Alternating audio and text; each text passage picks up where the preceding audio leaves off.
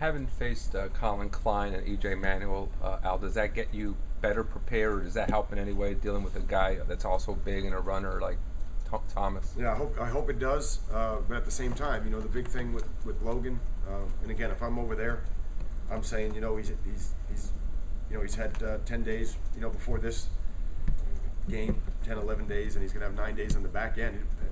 I would probably run Logan a little bit more than he's running, than he has run. He's tough when he gets going, like Emmanuel, and Klein.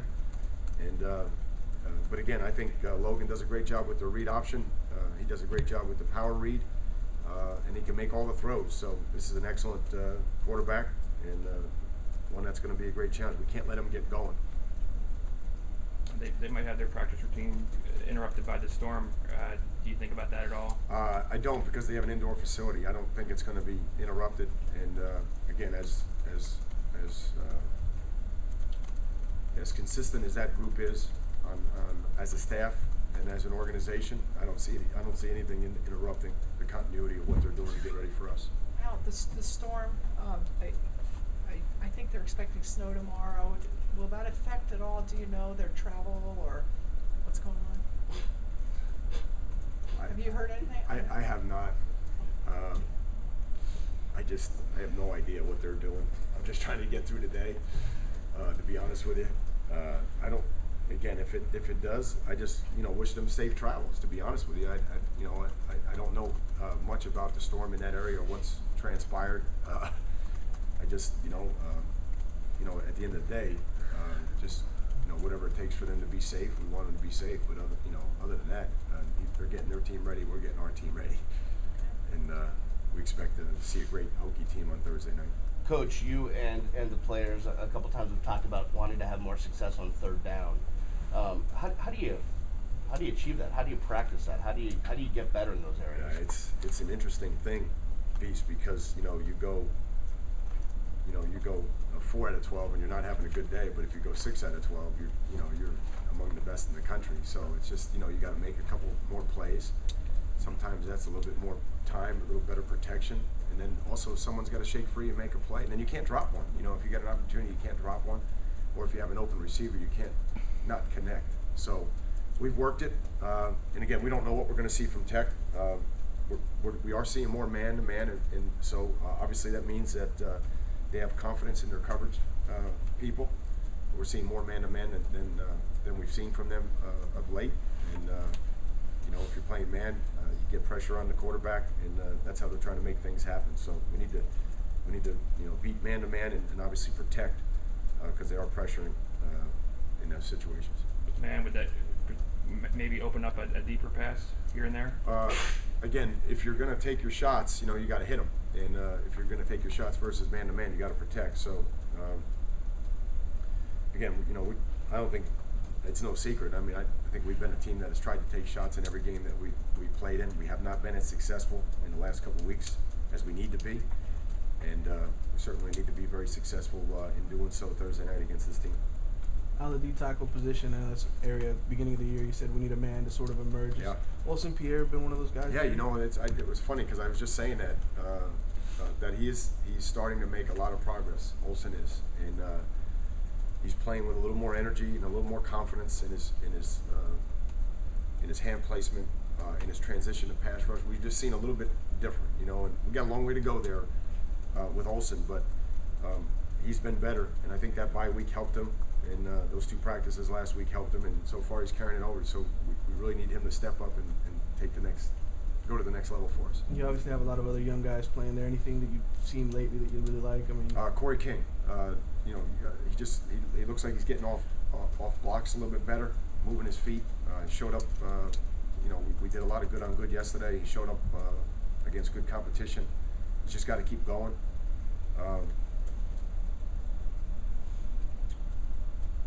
We're going to continue to work. Earl Moore in there, Luther, Curtis Porter is working with us now. So those are the guys that we were working about 6 or 7 guys in there. Curtis, I guess just how many plays do you think he'll actually be able to get in this week? I don't know. Okay. been cleared now for, this will be, you know, his third game that he's cleared for. You know, his first game he, you know, I mean, cleared for practice, not cleared to go in the game, but cleared for practice.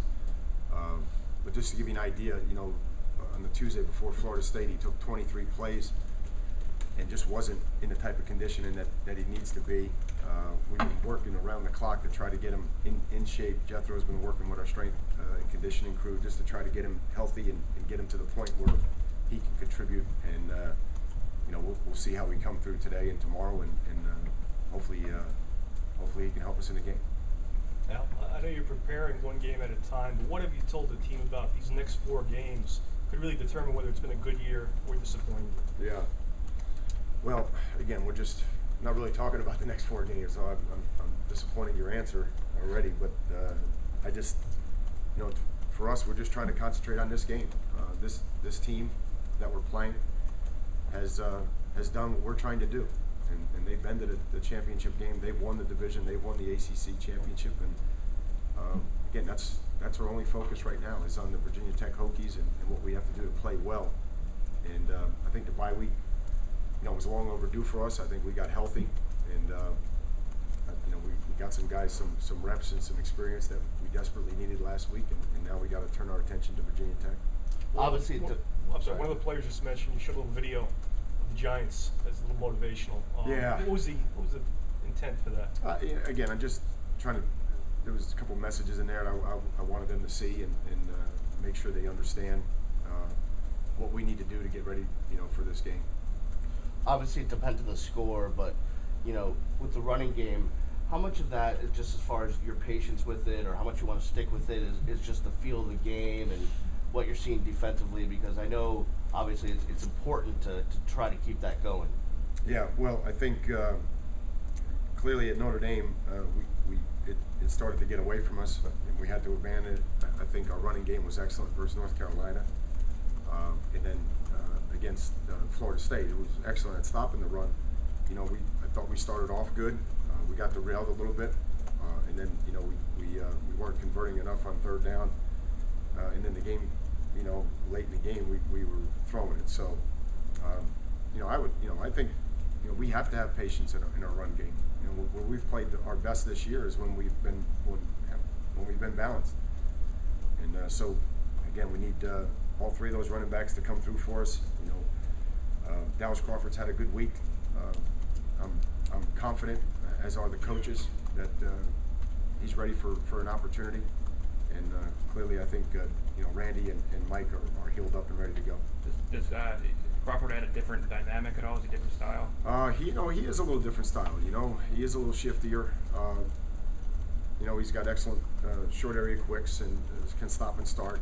And but he is tough. You know, Dallas is a tough competitor. He's got moxie, and I've been excited about what he's done the last 4 practices. And he talks about liking to hit that linebacker coming in the pass blocking. Pass protection? Yeah. Dallas is excellent at pass protection. He's smart and he's tough, and he plays a good pad level. And you know, like I said, he's got moxie. He just has a tendency to figure things out. Does he replace Clements as a third down back out, or are you going to go He with could. Okay. He could. I mean, we'll. You know, again, obviously in the bye week, I'm tempering my answers because, you know, we've had some time to tinker with some things, and I don't want to give too much away. But he could.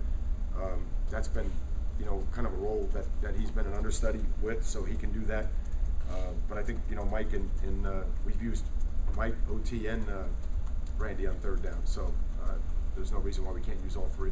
Dallas yesterday, dare I say, got giddy when we started talking to him about pass protecting and blocking, and you know, really embraces the physical part of the game. And I guess it's because he played defense, he still kind of has that mindset. Do you see that from him, that toughness? You know, and it seems like he's willing to do whatever you ask of him, whether it's be on scout team or you know, on special teams. Yeah, Dallas is unselfish, and again, sometimes we forget how young these guys are. You know, Dallas is, you know, sitting with the rest of this year and 3 more years to go, and he's worked hard. He's got himself in great condition. He's been unselfish. He's helped us out on special teams. He's among the leading tacklers on our kickoff coverage right now, and he's been patient for this opportunity, and he's ready for it. And the last 4 practices have shown me he's shown me something the last 4 practices, and I think you know, he's ready to go. Have you had any contact back home since yesterday, just to see how they're doing? Yeah, you know, it's you know, I'm kind of out of the loop, you know, but it is just, I mean, everybody back home, you know, just they're all in our thoughts and prayers. I mean, this is a bad deal now. Everything that my brother's the sheriff in Monmouth County. The evacuations, that's the county just north of, you know, ground zero, if you will. So, you know, we have friends and family all over Ocean in Monmouth County. I mean, this is, you know, my dad is 78 years old. He's never seen anything like it. So it's you know, those people are in our thoughts and prayers. I mean, it's going to be significant. You've obviously got a few players from that area. I mean, just what have you done to sort of ease their thoughts this week? Or Same thing, just making sure everybody's communicating back home, especially now, because I don't know what tonight is going to bring or tomorrow. Just make sure that they're communicating and that their families are safe. And I don't know what else. I don't know what else you can do. I mean, it's again, I don't know the dynamics of it, but storm surge with the full moon and you know, the storm coming directly from the east. I mean, it's you know, it's not good. So that's where you know, you think about all the people that have meant something in your life, or you know, your roots, if you will, and that's where it's hitting. You know, kind of where